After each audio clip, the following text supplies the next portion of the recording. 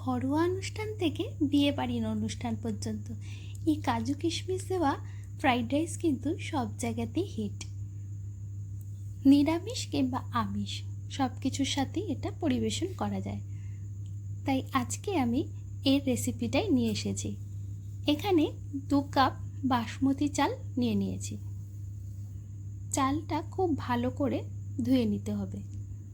আমি 5 থেকে 6 বার জল পাল্টে পাল্টে চালটাকে ধুয়ে নিয়েছি। যতক্ষণ না পর্যন্ত জলটা এরকম স্বচ্ছ আসছে ততক্ষণ চালটা একটু ভালো করে ধুয়ে নিতে হবে।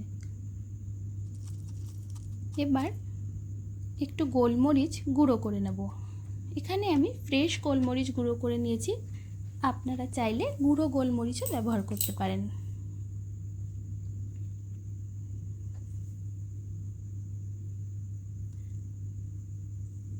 ভাতটা তৈরি করে নেওয়ার জন্য এখানে গরম জল জল গরম করতে বসিয়ে দিলাম।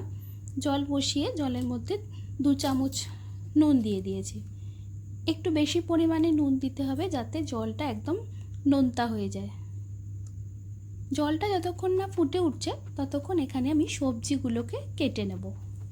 গাজরটা কুচি কুচি করে কেটে নিলাম, তার সাথে বিনসও কেটে নিলাম। জলটা টকবক করে ফুটে উঠেছে। এইবার জল ঝরিয়ে রাখা চাল এর মধ্যে দিয়ে দিলাম।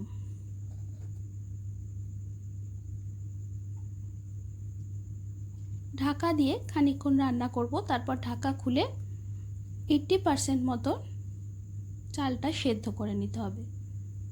80% মতো সেদ্ধ হয়ে গেলে এর মধ্যে 1 চামচ ঘি দিয়ে দিলাম। এবার জল থেকে ভাতটা তুলে নিয়ে একটা ঝুরি থালার মধ্যে রেখে জলটা ঝরিয়ে নিতে হবে। এবার একটা মশলা তৈরি করব। এর মধ্যে আমি 3 চামচ চিনি, 1 চামচ ওই গুঁড়ো করা গোলমরিচ, 1 চামচ গরম মশলা গুঁড়ো আর 1 চামচ নুন দিয়ে একটা মশলা তৈরি করলাম। ফোড়নের জন্য তেজপাতা, দারচিনি, এলাচ নিয়ে নিয়েছি আর নিয়েছি লবঙ্গ। কড়া বসিয়ে তার মধ্যে 2 টেবিল চামচ ঘি দিয়ে দিলাম। প্রথমে কাজুটা দিয়ে খানিকক্ষণ ভেজে নিতে হবে। এখানে আমি 20 গ্রাম মতো কাজু ব্যবহার করেছি।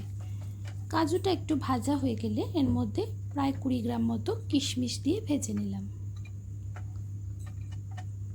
কাজু কিশমিশটা ভাজা হয়ে গেলে এগুলো তুলে নিয়েছি। এবার আরও 1 টেবিল চামচ ঘি দিয়ে এর মধ্যে তেজপাতা, এলাচ, দারচিনি আর লবঙ্গ দিয়ে দিয়েছি। এবার আঁচ বাড়িয়ে সবজিগুলো এর মধ্যে দিয়ে দেব।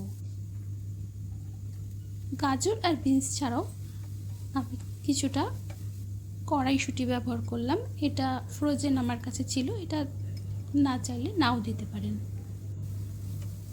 এইবার ওই তৈরি করে রাখা মশলার মিশ্রণটা এর মধ্যে কিছুটা দিয়ে দিলাম।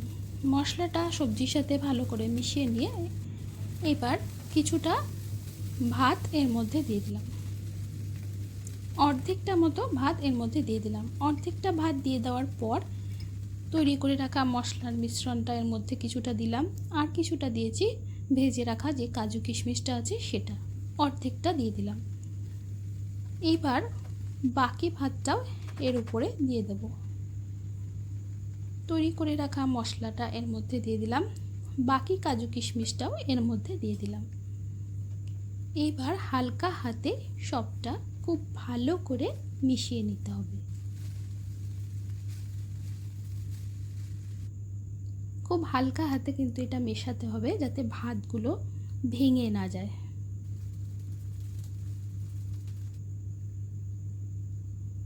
পুরোটা মিশিয়ে নেওয়া হয়ে গেলে ওপর থেকে আরও 1 চামচ ঘি ছড়িয়ে দিয়ে ঢাকা দিয়ে গ্যাস অফ করে 5 মিনিটের জন্য রেখে দেব। ব্যাস তৈরি হয়ে গেল বাঙালি স্টাইল বা ইন্ডিয়ান স্টাইল ফ্রাইড রাইস। আজকে আমি এখানে চিকেন কষার সাথে পরিবেশন করেছি।